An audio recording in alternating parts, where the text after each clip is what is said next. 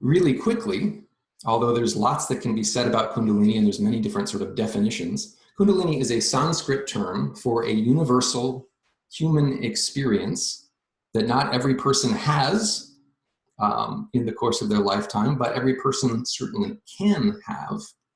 It is the awakening of inertial energies that are used to maintain habitual structures and patterns in the body into a kinetic streaming format that streams from the bottom of the body, typically upwards through the body, which may be accompanied by, preceded by, or followed by a more fluid, cooling, nourishing experience of hormones descending from the brain, often associated with the descent of the dove in Christianity, the descent of amrit or nectar in the Eastern traditions. So these two flows are interconnected in their experiences, and they're mutually beneficial to each other. And this practice, Dr. Morris's set of practices, does work with both of those flows, as well as the outward expression of those two experiences. It should be understood that Kundalini, which is often referred to metaphorically within the Eastern traditions as the slumbering sort of serpent power or slumbering energy at the base of the spine or in the pelvic floor, which then awakens and starts to stream through the body, lighting up and opening up different experiences of consciousness and then unifying them.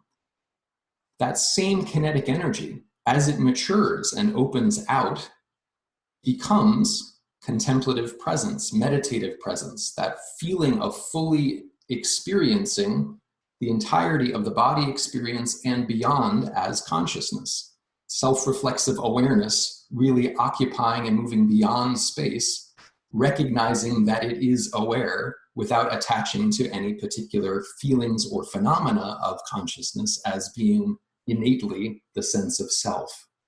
So this same energy, which normally is habituated in the body's structures and the personality structures, the identification as a father or a mother or a child or a lawyer or a carpenter, all of the sense of I begins to become kinetic when it experiences certain conditions.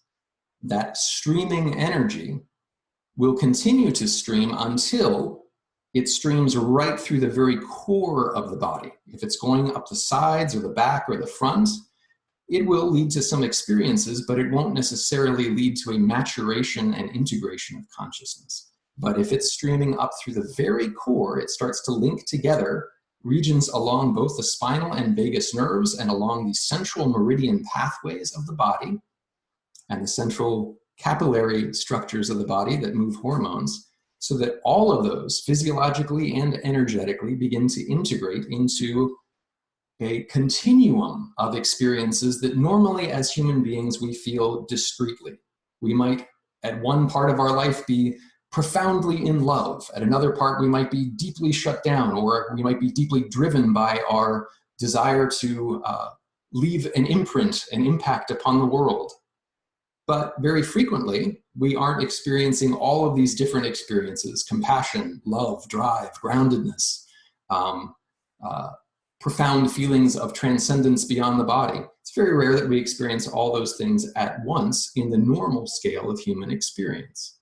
What Kundalini does is gradually open up all of those different regions of consciousness within the brain and body and beyond, so that you can simultaneously experience them. So that you can be having transpersonal experiences where you're feeling the connective consciousness and collective empathy, which some of you already do, while feeling personally grounded and feeling your individual personality and its likes and dislikes, while also experiencing that aspect of your consciousness, which is beyond the beyond, meaning which is not identified with your body, but is identified with the totality of all. All of these are possible from various aspects of the physical and subtle body structures, and it's possible to even go beyond them into the inherent suchness of being. Kundalini is one of the easiest, meaning the rising of Kundalini and its integration through the core of the body is one of the easiest ways to do that. And by ease, I don't mean that it doesn't take some awareness, effort, good luck, etc. Less luck with this particular methodology because it really does work.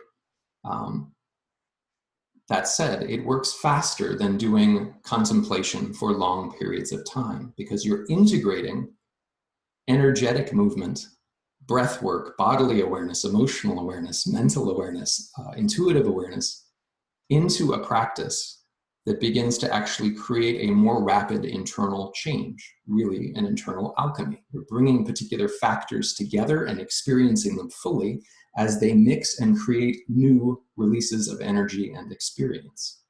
So it's very much like cooking. And like cooking, the process requires both balance and getting to know the various flavors and how they come together, getting to understand the principles of fire and water, meaning how we heat things and how they change as we cook them, that we could overcook something as well as cook it to a perfect, delicate, juicy tenderness, which is really what we're looking for here. We're looking for something that enhances human experience while also allowing you to go beyond human experience. We're not trying to cut off the ego so much as recognize it and be able to go outside of its boundaries while also balancing the egoistic tendencies in whatever way we see fit. And by we, I mean you. This is very much a self-actuated practice that is assisted by the wisdom and understanding of the various instructors and practitioners who have gone before you, etc.